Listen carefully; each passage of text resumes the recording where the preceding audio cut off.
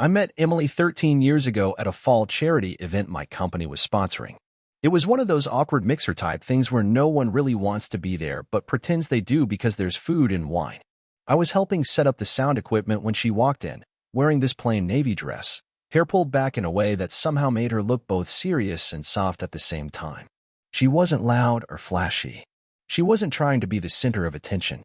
She just moved like someone who knew who she was. Confident. Calm. But the thing that got me, really got me, was the way she smiled when she was listening. Like she was letting whatever you said settle somewhere deep before she responded. That might sound overly poetic, but I remember thinking it in real time. This one listens differently. We were introduced by someone from her job. She was working in recruiting for a healthcare firm back then. We ended up at the same table for dinner. I offered her a role, and she said, "Only if it's the last one. You'll never forget the woman who stole the last dinner roll." I laughed harder than I should have. That was our first inside joke. From there, things moved fast in the way they sometimes do when it just feels right. Coffee the next weekend turned into dinner. Dinner turned into weekend trips. And before I knew it, she was meeting my family, and I was helping her assemble IKEA furniture like it was a bonding ritual. We were different in a lot of ways. She liked early mornings, clean spaces, neatly folded receipts. I was all over the place, late nights, cluttered drawers, always one half-finished project away from a complete mess. But she never tried to change me. She said I made things feel alive. That was her word for it, alive. We moved in together a year later. Got married 2 years after that. The wedding was small, just close family and a few friends at a converted barn in the hills. My brother Mark gave a speech that had everyone in tears. Emily hugged him so tight afterward he almost fell off the little stage they'd set up. We laughed about that for weeks. Life since then has been full, even if not overly flashy. We bought a cozy house in the suburbs, 3 bedrooms, big kitchen, modest yard. I keep saying I'll landscape properly next spring. Emily still works in corporate, and I run my own remodeling business. We've made a home here. There's this kind of quiet rhythm to our life. Sunday grocery runs, evening walks if the weather's good, shared Google calendars, and leftovers in Tupperware. We don't have kids, yet, but we've been trying. That's its own kind of journey, and maybe I'll talk about it later. But for now, what I want you to understand is this. We built a real life together. A life that felt full. A life I thought I understood. One thing I always appreciated about Emily and me was how naturally we settled into each other's lives. I've heard people say marriage is work, and sure, it can be, but the foundation we had didn't feel like effort. It just felt like choosing the same person every morning and liking who we were together. Our mornings were calm. She'd wake up first, always. Emily was one of those, make the bed before you do anything types, and I swear if I even looked like I was about to leave a towel on the floor, she had it folded and back on the rack. She said she didn't mind it. It gave her peace to tidy things. Meanwhile, I was the kind of guy who brewed coffee strong enough to peel paint and left the spoon in the sink with the grounds still stuck to it. But we balanced each other out. She kept us organized, focused, and I, at least she used to say this, kept things light. I was the one putting funny notes on the fridge, sending her memes during meetings, pulling her out of her head when work got too heavy. She called me her reality check, said I reminded her to breathe. Evenings were our favorite part of the day. We had this ritual, dinner at the table, phones away, no exceptions. We talked about our days, even the boring stuff. I loved how she'd light up when she told me about someone she interviewed, or when she got into a rant about pointless meetings. She was passionate in a low-key, matter-of-fact way. Everything she did, she took seriously, even the way she folded fitted sheets, which I still think defies the laws of physics. Every now and then we'd plan something spontaneous, a last-minute trip to the mountains, a movie on a Tuesday, a new recipe we'd both pretend to follow until halfway through we realized we'd skipped an entire page. One summer, we painted the living room in one night just because Emily suddenly hated the color while eating spaghetti. By 2 a.m., we were covered in gray paint, laughing, eating takeout on the floor with our socks sticking to drop cloths. That night is framed in my mind like a photograph. We had dreams, too. Talked about getting a dog when my work slowed down. Maybe moving somewhere quieter down the line. A place with a porch. Maybe kids, though it hadn't happened yet, and we didn't talk about it often. It was one of those when it's meant to be things. At least, that's how we approached it. We weren't in a rush. We were just living. I used to think we were solid. Not flashy. Not perfect. But real. I know how that sounds now, but this is the honest truth of how I saw it then. If you had asked me even a year ago, I'd have told you with full confidence. We were the couple who made it. Part of me still wishes I could live in that version of the story forever. Family was always something important to Emily, and I think that's part of what drew me to her in the first place. She didn't just talk about people, she showed up for them. Birthdays, graduations, random Tuesday night calls just to check in. She kept a list in her planner of everyone's favorite snacks and flowers and made sure to pick something thoughtful when she visited. My mom adored her. My sister called her her second big sister. And Mark, my brother, he always said she was too good for me, but in that joking way that brothers do. We hosted Thanksgiving at our house every year once we got married. Not because we had the biggest kitchen or dining room, but because Emily made it feel like home. She had this way of managing chaos without breaking a sweat. Potatoes boiling, turkey roasting, my uncle ranting about football, nieces drawing with permanent markers on the walls, and somehow, she'd still have wine in her hand and a calm smile on her face. She loved hosting. Said she felt most like herself with a full table and a messy kitchen. I'd be on dish duty, of course. That was the rule. She cooked, I cleaned. Even when she only let me use the backup dishes for her fancy meals because I once chipped the good set. I pretended to be annoyed, but I liked how we fit into our roles. There was a rhythm to it all that made everything feel solid, comfortable, predictable in the best possible way. Outside of family stuff, our lives had a kind of routine that a lot of people might have found boring. But I liked it. I liked the early Saturday mornings at the farmer's market, or the quiet Sunday afternoons in our backyard with Emily reading and me fixing something that probably didn't need fixing. We didn't go out as much as we used to, but that was fine by both of us. Home was where we recharged. She made that house glow. I mean that literally. Candles, little string lights, seasonal centerpieces she swapped out every few months. But also figuratively. She had that effect. Wherever she was, it felt like the heart of the place.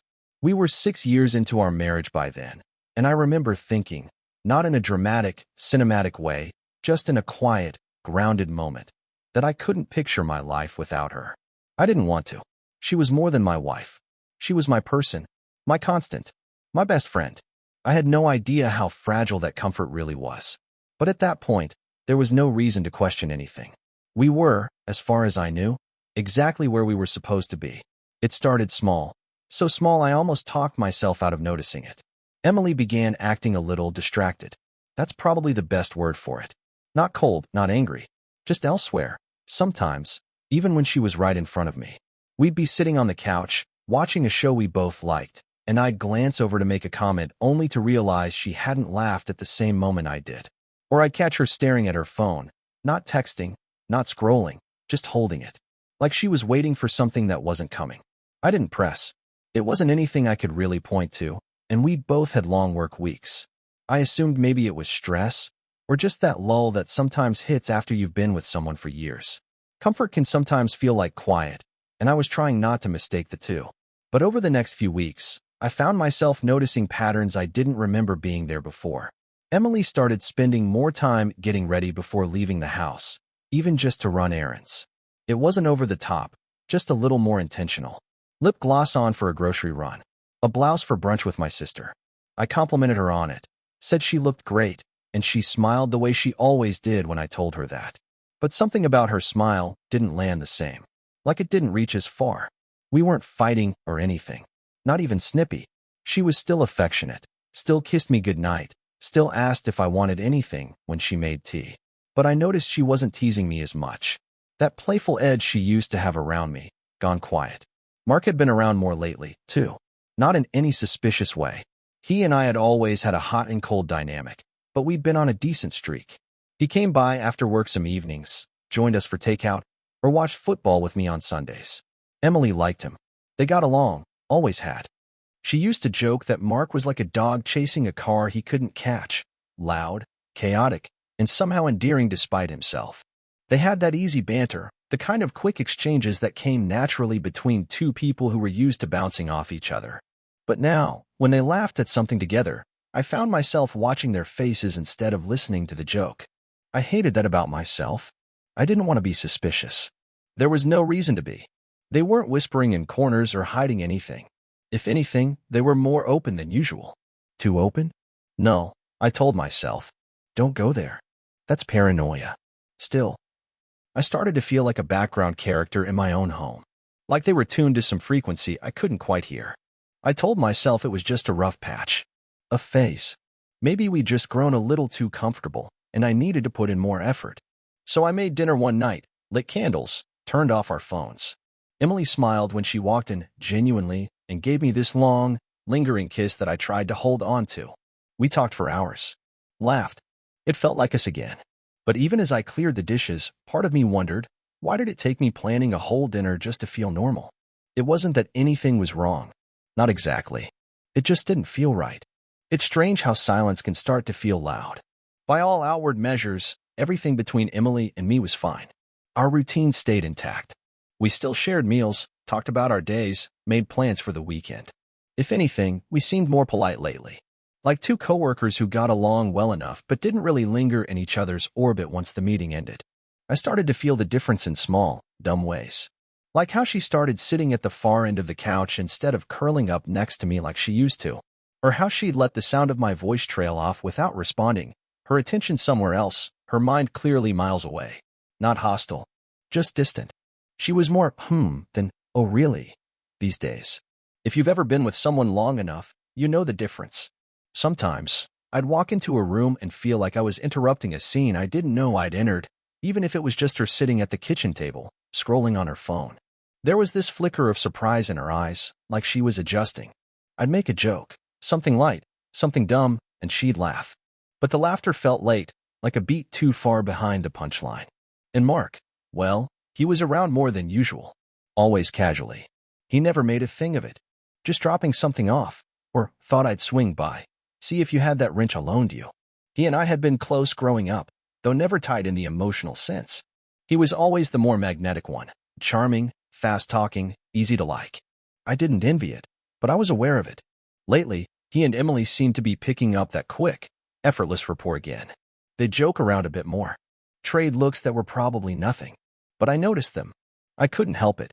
I don't think they realized I was watching, and that made me feel like a stranger in my own home. It's not like I was obsessing. I didn't dig through her phone or trail her car or snoop around. That's not who I am. But I'd be lying if I said my thoughts didn't wander.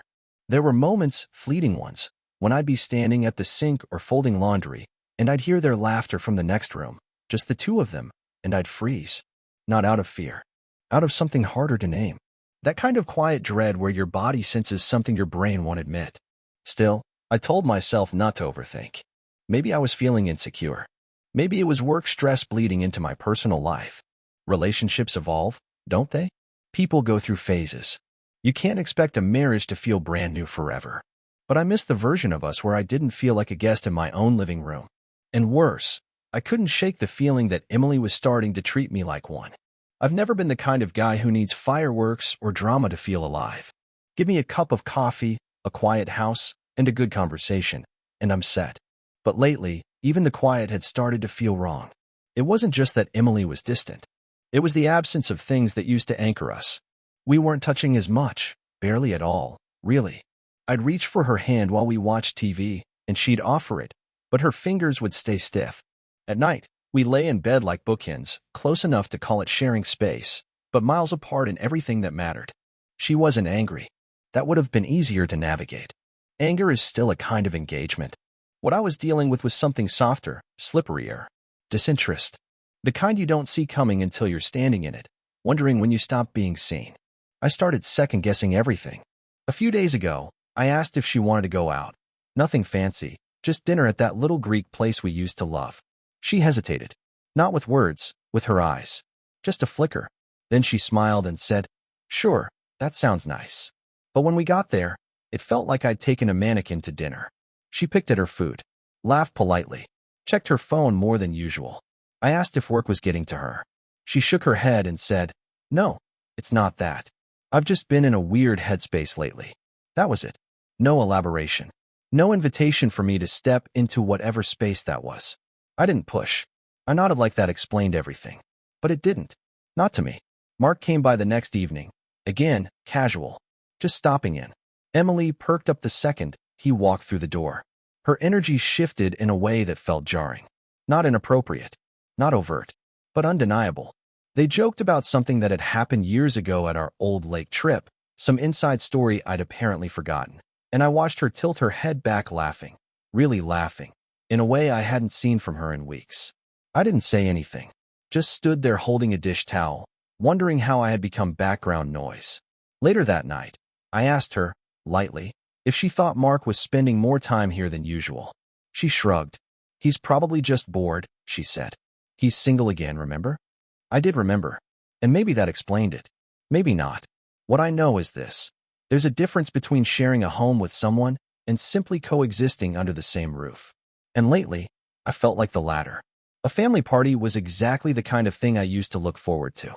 I'm not a big crowd person, but family's always been important to me. Something about being in a room full of people who know your history, your worst haircut, your childhood quirks. There's a grounding in that. And over the years, Emily had become part of that fabric. She fit in with my people like she was born to it. My mom adored her. My sister could talk to her about things she never even brought to me. Even Mark, well, he and Emily had always had that comfortable dynamic, that back and forth that used to make me smile. This time, though, I wasn't feeling excited. The party was coming up on Saturday, my mother's birthday, a big deal every year, and all week I kept catching myself looking for ways to get out of it. Which was strange. I've never missed one of Mom's birthdays. But something inside me just felt tight, wary, like I was walking into something I hadn't been told about yet. Emily, on the other hand, seemed almost eager. It was the first time in weeks she showed energy about anything. She bought a new dress, something soft and floral that she knew my mom would compliment. She even booked a manicure, which she hadn't done in months. I said she looked beautiful when she showed me the dress hanging in our closet. She smiled, said thank you, and kissed me on the cheek without really meeting my eyes. The morning of the party, I watched her float around the house like she had a checklist in her head. She was humming under her breath, straightening her hair in the mirror, texting someone, and smiling at her phone. I wanted to ask who it was. I didn't. I told myself not to go there. Still, that hollow feeling in my chest, the one that had taken up residence over the last few months, throbbed like a bruise. I dressed in a clean button-up, fixed my collar, and looked at us in the mirror before we left. We looked good together, coordinated, familiar. From the outside, we probably still seemed like that couple, steady, in sync, built on years of shared life. But standing next to her, I felt like someone pressed up against a window, watching his own marriage from the outside. The car ride was quiet. Not tense, just quiet. Emily scrolled through her phone while I drove, then rested her head on the window, tapping her nails against the glass. I used to love these drives, just her and me and the road between us and everyone else. Now it felt like that road was between us, too. We pulled into my parents' driveway just before sunset. My mom had strung lights across the backyard, the kind that made everything feel softer and warmer than it really was. People were already spilling out of the house with drinks in hand, cousins I hadn't seen in a while calling out my name. I plastered on a smile, hugged everyone, let myself slip into that performative ease families are built on. Emily, as always, glided into the crowd like she belonged to it, laughing with my sister in the kitchen, chatting with my aunt about flowers, telling my nephew she'd brought him cookies. And for a while, I let myself pretend. I drank a beer, caught up with an old friend, tried to match my face to the man everyone expected me to be. But every time I looked across the yard and saw her laughing with Mark, my stomach pulled tight. They were standing close, not too close, but something about the way they leaned in, how they seemed tuned only to each other, made my thoughts start to spiral. I tried to shake it off. This was my brother, my wife, my family. What was I even thinking? Still, I couldn't relax. There was a moment later in the evening, just after dinner, where I caught Emily and my mom huddled near the garden with my sister. They were speaking low, voices hushed, smiles not quite matching their words. When I walked up, they stopped talking. All three of them. Just like that. I asked what was so secretive, and my mom brushed it off with a laugh and said, just girl stuff. Emily touched my arm and asked if I could grab her a glass of wine. Her hand lingered on me, warm but weightless. I nodded and walked back toward the house, but that moment stuck to me like damp clothes. It wasn't the silence that got me. It was the look they all exchanged before I got there. Like they had just closed a door I wasn't supposed to open. Still, I didn't let myself go there. Not yet. I told myself I was overthinking. that I was tired, that maybe I'd become too sensitive to things that didn't mean anything. But deep down, I was already bracing for something. I just didn't know what. Not yet. It happened like most painful things do, quietly. No fireworks. No shouting. Just a few words, spoken by people who didn't know I was listening. The party had settled into that late evening haze, the kind where half the crowd is inside raiding the fridge again and the other half is outside, nursing drinks and warming themselves around patio heaters. I was in the living room, trying to fight off a headache and watching my nephew build something with Legos on the floor. Emily had disappeared about 10 minutes earlier, and when I asked my sister where she'd gone, she just said, "She's around," with a shrug that felt oddly evasive. I decided to grab some air. As I walked toward the back hallway that led to the guest bathroom and past my mom's study, I heard voices. The door was halfway closed, but not latched. Just enough to let sound spill out if you were close. I wasn't eavesdropping. I wasn't snooping. I was just there. And once I heard Emily's voice, I froze. She was laughing. Not the belly-deep laugh she used to save for me. A softer, knowing laugh. I couldn't make out everything, but I heard enough. "I told him I'd be home late," she said. "He doesn't question it anymore." Then my sister's voice. "You have to be more careful. If he finds out, this whole thing blows up." And my mother, of all people, chimed in with a sigh. "He won't. He's always been so trusting. That's why this works." I stood there, perfectly still. I felt like I'd stepped out of my own body and was hovering somewhere above the hallway, listening to my life implode in slow motion. Emily continued, her tone light. "It's not like we're being reckless. And Mark's not trying to steal me away. It's just complicated. We didn't plan it." My mother's reply made my chest seize. "Sometimes things just happen. You have to follow your heart." My sister added, "Besides, it's not like you don't love him. You just love Mark too. In a different way." I stepped back like I'd been burned. Everything in me wanted to crash through that door, to scream, to make it stop. But I didn't. I couldn't. I don't know how I held myself together, but somehow, I turned and walked out the front door without a word. No scene. No confrontation. Just air. Cold, sharp air, and the dull roar of my own pulse thudding in my ears. I walked to the car, sat down in the driver's seat, stared at the dash like it might offer me an explanation. Something. Anything. But there was nothing left to hear. They'd already said everything. I didn't go back inside. I didn't grab Emily or tell anyone where I was going. I just started the car and drove. My phone buzzed once, then again, but I didn't check it. I didn't want to see her name. I drove with no destination in mind. I just knew I couldn't sit through another minute pretending I didn't hear what I heard. That night, something inside me snapped clean. Not like a twig, loud and quick. More like a fault line giving way after years of silent pressure. Quiet. Final. I had suspected. I had felt the distance. The tension. But this, hearing them, hearing her, with my family, laughing about how easy it was to keep me in the dark, I had never felt smaller in my life. The next morning, I woke up before the sun, still fully dressed, in the guest room of a friend's place. I hadn't slept. I just laid there, staring at the ceiling, letting the weight of the night press down until my body finally went numb. I hadn't said a word to anyone since leaving the party. Not to Emily. Not to my mom. Not to my sister. Not to Mark. My phone was full of missed calls and messages, but I didn't open a single one. I didn't want explanations or apologies. I didn't want a story. I'd heard enough. And when someone tells you who all of them are, you don't keep asking questions. When I drove back to the house around 7 a.m., the street was still quiet, the kind of peaceful that feels fake when your life's been torn open. I parked across the street, walked up to the front door, and stood there for a moment before unlocking it. That lock, the one she still had a key to, would be changed before sunset. That was my first decision. The most basic one. She wasn't coming back through this door. I called the locksmith within the hour. He showed up fast, quiet guy, professional, didn't ask questions. I stood there watching him dismantle the lock she'd used for years like it was nothing. Just hardware. Just a mechanism that could be taken apart and replaced in minutes. When he handed me the new key, I felt something strange. Not relief. Not anger. Just clarity. Cold and clean. Next, I started packing her things. Not haphazardly, not out of spite. Neatly. Thoroughly. I wanted it all gone.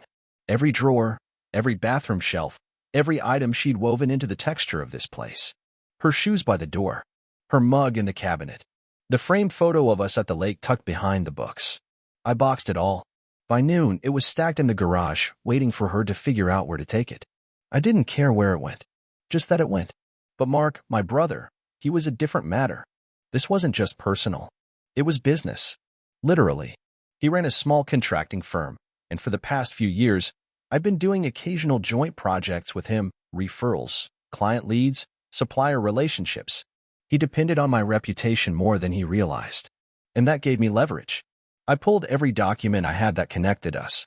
Emails, invoices, texts. I knew one thing for sure. Mark wasn't meticulous. He fudged numbers, cut corners, got lazy with receipts and tax filings. I had flagged it before, warned him, but now it was ammunition. That afternoon, I made an anonymous call to a local financial audit office, one that handles compliance reports for small businesses. I gave them everything, not fabricated, just exposed. Let the numbers speak for themselves. If he'd kept his books clean, he'd have nothing to worry about. But I knew Mark. He didn't keep things clean. He kept them convenient. If he thought betrayal came without consequence, he was about to learn otherwise. By the evening, I had blocked Emily's number. I sent her one message before I did. Your things are in the garage. The locks have been changed. I'll have a lawyer contact you. Do not come here uninvited. She didn't reply, at least not directly. My sister did. Then my mother. A flood of guilt-laced messages, trying to explain, trying to contextualize. I ignored them all. I didn't need context. What I needed, what I'd finally accepted, was distance. I didn't want their reasoning. I didn't want to know when it started or how many times. The worst part of betrayal is the moment you realize how long everyone else has been living in a different reality than you. My family, the people I grew up with, had known, supported it, enabled it, and that made them strangers to me now. So I shut them all out. Cold. Not because I wanted to punish them, but because I finally understood I'd been trying to build a life on soil that had already gone rotten. That night, the house was quiet. Just me. No television. No lights. Just a chair in the middle of a room that used to feel warm. I sat there for a long time. Not crying. Not shaking. Just sitting. Letting the silence say everything I no longer had to. I was done with all of them. The first few days alone in the house were surreal. Not sad. Not even angry anymore. Just still.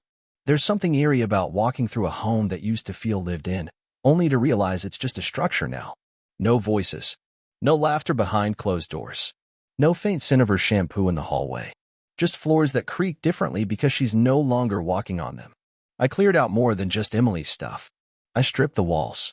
Took down photos.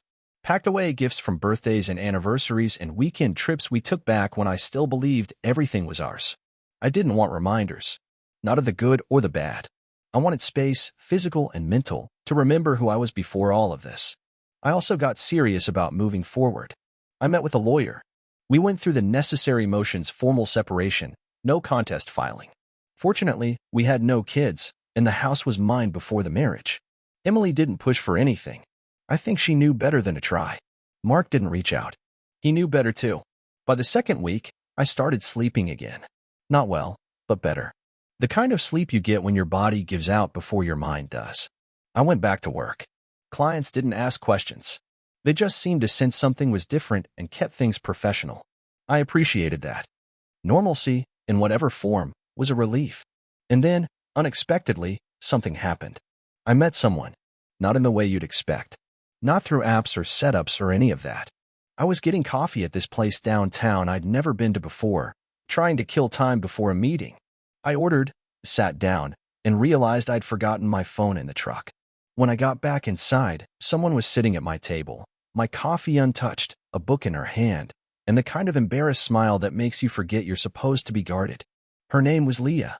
She stood to move when she saw me, but I told her not to worry, that she could stay if she didn't mind me sitting too. We ended up talking for almost an hour. Nothing deep. Just easy. Like breathing after you've been underwater too long. I wasn't looking for anyone. Still wasn't. But something about her stuck with me. The way she listened. The way she didn't try too hard to fill the silence. When she laughed, it wasn't performative. It was genuine. And that did something to me. Not in a dramatic, sweeping way, but in a quiet, hopeful one. We didn't exchange numbers that day. I didn't ask for hers. But I went back 2 days later, and so did she. After the third time, we started sitting together on purpose. There was no rush, no spark trying to catch fire too fast. It was just two people who understood what it meant to be cautious and still chose to show up. One night, a few weeks later, I told her everything. Not all the gory details, just the broad strokes. My wife, my brother, the betrayal that took the floor out from under me. She didn't look shocked. She just said, "That's a lot to carry," and then sat with me in silence until I was ready to keep talking. It's not a love story. Not yet. Maybe not ever. I'm not looking for one. But in her presence, I feel like myself again, like a man who's still standing, still worth knowing, still capable of something better than what he came from. I'm not naive. I know healing doesn't follow a straight line. There are days when I wake up and the memory of that night at the party hits me like it's brand new. But there are also days when I forget to think about it at all. And that, to me, feels like progress. I still don't talk to my mother or sister. I don't know if I ever will. And Mark, he's nothing to me now. A man I used to share blood with. That's all. As for Emily, I haven't heard from her since the final papers went through.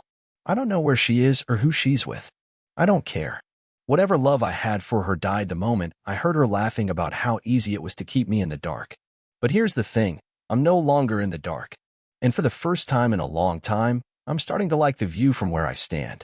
It's been 4 months since the night everything changed. I've moved. Not far, just far enough. I found a small place on the edge of town, nothing flashy. 2 bedrooms, big windows, creaky floors, and a porch that creaks when the wind kicks up. It's not perfect, but it's mine. It doesn't echo with someone else's footsteps. It doesn't carry the weight of old arguments or shared secrets turned into lies. It's quiet, and for now, that's what I need.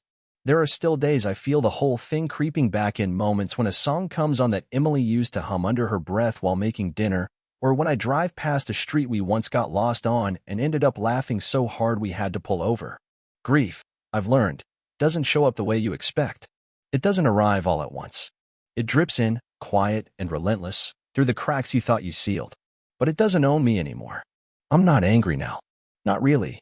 Anger was loud and sharp and necessary at first. It got me through those first sleepless nights, through the silence of a house that suddenly didn't feel like home. But now it's faded into something softer, an understanding, maybe, or just a scar that doesn't ache the way it used to. Mark's business is under investigation. I haven't followed up. I don't need to. Whether or not he faces consequences isn't my story to write anymore. I burned that bridge, and I've left the ashes behind. My mother sent a letter last week. Handwritten. Apologizing, sort of. Not for what she said or what she knew, but for the pain this has caused you. She wrote that families are complicated, that love makes us do foolish things, that she hopes, in time, I'll forgive her. I haven't responded. There are some things you don't come back from. Not because you can't, because you shouldn't. Leah is still around. Still steady. We take things slow. No labels. Just a quiet closeness that doesn't ask too much of me. She brings coffee over some mornings. I cook on Sundays. We watch movies, take walks, talk when we feel like talking, and sit in silence when we don't. It's not dramatic. It's not consuming. But it's real. And right now, that's enough. I've started journaling again. Something I haven't done since college. I write every morning, even if it's just a sentence or two. I don't write about Emily or Mark or the betrayal. I write about what I see out the window, what I felt when I woke up, what I hope the day brings. It's not for anyone else. Just for me. A way to remind myself that I'm still here. Still trying. Sometimes I think back to the man I was before all this. The man who believed he was safe. Settled. Sure of who he was and what his life meant. I feel for him. He didn't see it coming. He trusted too much. Gave too freely. But I don't hate him for it. He's the reason I survived. If there's one thing I've learned, it's that betrayal doesn't define you. It exposes people. It reveals what was already broken. And once the dust settles, once you're done bleeding and breaking and screaming into the dark, you get to decide what kind of person rises from it. I'm not bitter. I'm not hardened. I'm just awake now. I see things more clearly. I know what love isn't. And I know what I'll never allow again. This story doesn't end with revenge. It doesn't end with someone crawling back. It ends with me. Standing still. Breathing deeply. Waking up in a home where every light is mine to turn on. And in this quiet, after everything, I finally feel free.